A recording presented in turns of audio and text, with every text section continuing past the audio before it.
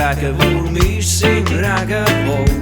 Der Regenwurm hat blaue Stiefel, einen am Kopf und einen am Füdle.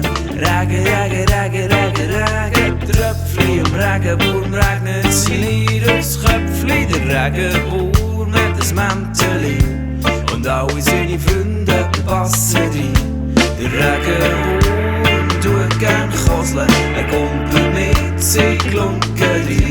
Er badet mit den Häusli-Schnecken, er ist schon mal trocknet gsi. Regen, Regen, Regen, Regen, Regen, Tröpfli. Der Regenwurm hat jetzt nasse Söckli. Der Regenwurm hat nie kalt, er schwingt mit den Schnecken durch den Wald.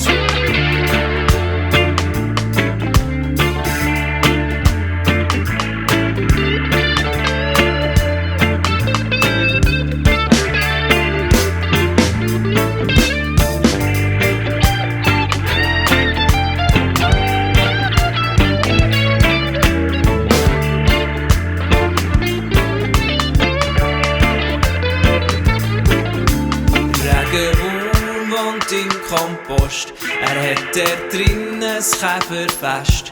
Er isst von der Rüebli und Bananen, als Hauptgang in braune Schalen.